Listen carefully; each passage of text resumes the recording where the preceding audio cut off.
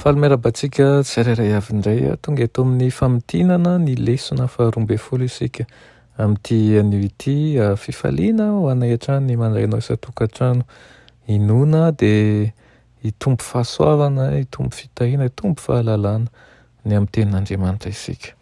Aloha indrindrantsika ny amin'ny famitinana ny lesona dia hivavaka isika. Ry Andriamanitra hitsaraina an-danitra fifaliana ho anay hatrany ny mampiantrano anao. Tompo kasiho ny fomam-panahinay ary aoka izay rehetra tsy avy aminao ka ao anatinay dia mba ho asorinao tokoa ary meo toe-tsaina vonon-kandray anao mandrakariva izahay. Amin'ny anaran'i Jesosy, amen. Lohatenin'ny lesonantsika moa dia manao hoe Estera sy Mordekay. Estera sy Mordekay ary ny tsy anjera dia amin'ny Isaia toko 7:115 manao hoe fa omeko fanazavana ny jentilisako ianao mba ho famonjeko hatrany amin'ny faran'ny tany. Olom-pirenen'ny fanjakan'Andriamanitra manko ny isika ka fehezan'ny lalàna izay mifehy an'io fanjakana io. Noho izany dia vahiny isika na any amin'ny firenena nahaterahantsika na any amin'ny firenena hafa. Monina aty amin'ny firenena hafa isika ary tsy maintsy miaina amin'ireo lalàna izay indraindray dia mifanohitra amin'ny lalàn'Andriamanitra izy ireny. Na dia eo azy izany ny ankamaroantsika dia tsy manana olana mahakasika ny lalàna na ihany koa na ny kolontsaina eo amin'ny fijoroana vavolombelon'ny finoana.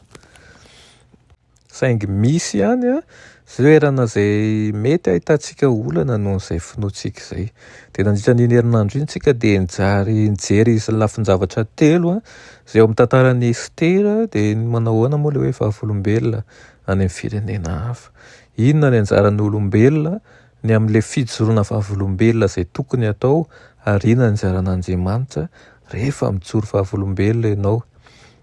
Hitantsika aloha tao anatin'izany Daniela sy ny namany izany fa voasoratra amin'ny Daniela toko 1 rehefa nanday Daniela ka hoe Daniela hozy izy ny tao am-pony tsy handoto ny tenany tamin'ny anjara hanina avy tamin'ny hanin'ny mpanjaka na tamin'ny divay izay fisotrony.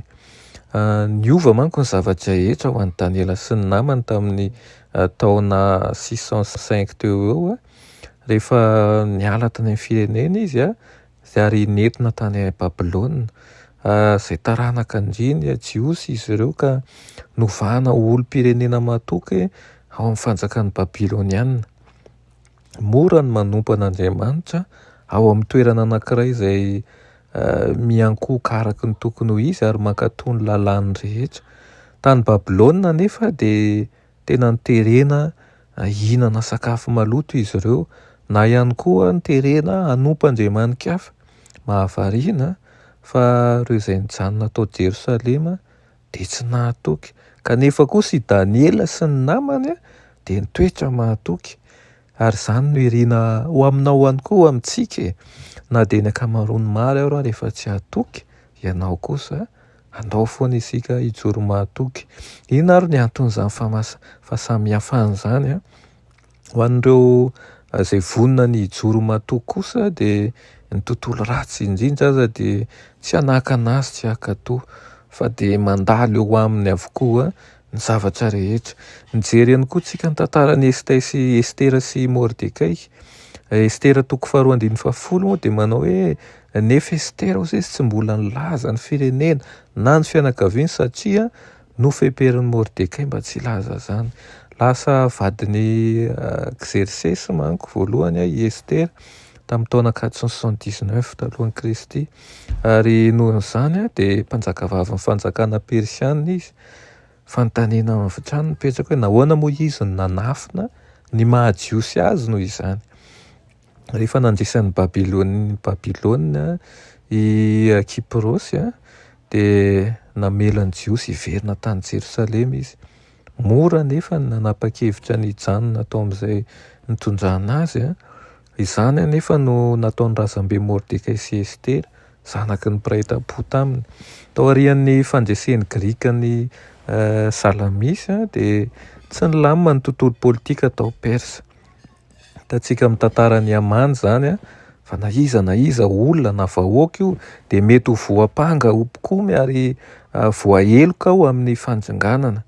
Fotoana nilana fitandremana mihitsy io fotoana io saingy rehefa tonga moa ny fotoana zay ilan'Andriamanitra hijoro vavolombelona de sanan'io ny finoany tokoa i Estera sy Mordekay.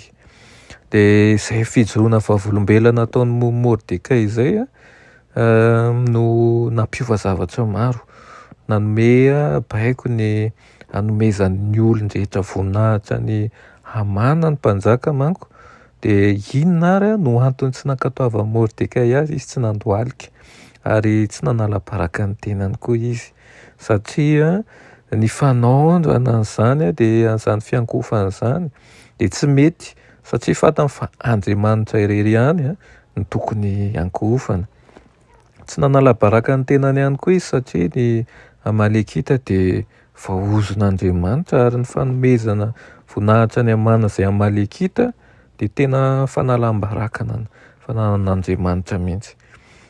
Nisaraka ny fahalianan'ny mpiara-miasa tamin'ny fihetsiny, tsy fotoana fahanginana tokoa zao, teo anatrehany toe-javatra de no hazavainy fa ny lalàn'Andriamanitra no manakana azy tsy hanome voninahitra olona araky ny fomba tiany Hamana atao aminy. Ny fankahalana no ny firazanana sy ny avinavina no nitarika ny Hamana hitady tsy ny fahafatesan'ny Mordekay ihany fa ny amin'ny vahoaka jiosy manontolo koa. Hafalalana no ny firenena rehetra reny sady tsy mahakatony lalàn'ny mpanjaka ozy izy ary zany koa nitranga tamin'ny vanim-potoana farany. Ary nanahoana raha ny fijoroana vavolombelon'i Estera? Niozongozona manko ny finoan'i Estera rehefa nahafantatra momba ny didin'ny mpanjaka izy. Nahoana moa zany no hanao viveriny ainy amin'ny fisehoana tsy amin'ny mpanjaka raha tsy nisy nalala azy fa jiosy akory izy. Fantatry Mordekay tsara nefa i Estera, angamba nilainy ny anehoany zanaky ny mpiray tam-po tamin'ny mazava tsara, ny mahazava-dehibe ny zava-mitranga. Hoy izy eo amin'ny Estera 4 manao hoe aza manao anakampozy izy fa ho afaka mihoatra noho ny jiosy rehetra ianao saingy ao an-tranon'ny mpanjaka, fa raha angina mihitsy ianao amin'izao andro zao de hisy fahafahana sy famonjena iseho avy amin'ny fitoerana hafa ho an'ny jiosy, fa ianao sy ny mpianakavindrainao kosa dia ringana hozy izy, ary iza ny mahalala fa angamba ho amin'izao andro mihitsy zao no nanandratana anao amin'ny fanjakana. Fatany zany zao ny antony ny fidianana azy ho mpanjaka vavy. Fatany ihany koa izay tokony atao, zany hoe tokony hivavaka sy ny fifadikanana. Andriamanitra rery ihany no afaka manao an'izay tsy hainy na iza koa atao ary napetrany teo am-pelantanan'Andriamanitra ny ainy. Zao tokoa ny fotoana hanehoana ny finoany, koa raha tahiny maty aho izy de maty, ary ohatra tena tsara indrindra zany tokony alaitsika tahaka ary tsy tokony atahotra tokoa rehefa miaraka amin'ny Kristy satria mahasahy tokoa ny miaraka amin'ny Kristy. De hitantsika ilay fahagagana tamin'ny Porima, zany hoe nanao filokana i Hamana maritana ny fotoana andinganana ny jiosy de novan'Andriamanitra ny toe-javatra rehetra. Nomeny fahasahina Estera tao anatin'izany ary nanohana ny fony Asuerosy zany zavatra nataon'i Estera zany. Avy eo de nomeny taridalana ny am'drafitra zay tokony atao Estera de nataony nanome voninahitra Mordekay i Asuerosy ary izy nametraka ny teny zay mety indrindra teo amin'ny vavan'i Estera. Navelany aneho ny faharatsiany rehetra Hamana ary zany nahatonga fiovana zay hitany Sarasesy ny jiosy.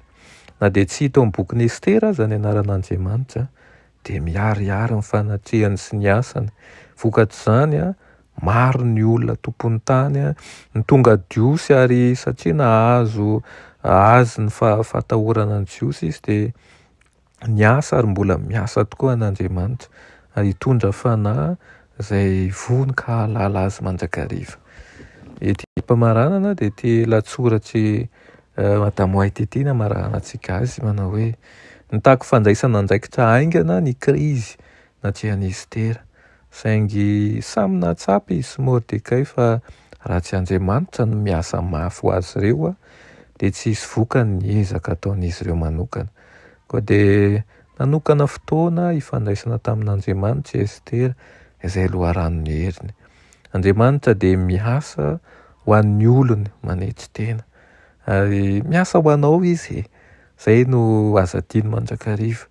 Aza matahotra mijoro vavolombelona fa tena zany no manome toky fa olony tokoa isika.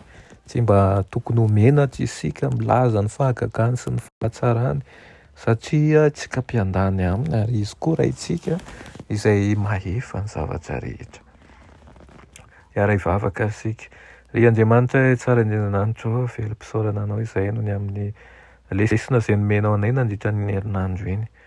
Ampianaro izay Tompo tsy salasala ary tsy atahotra fa hijoro vavolombelona tahaka an'ireo mpanomponao rehetra ary ampiseho fa Andriamanitra velona sy mahery tokoa ianao. Amin'ny naman'i Jesosy. Amen.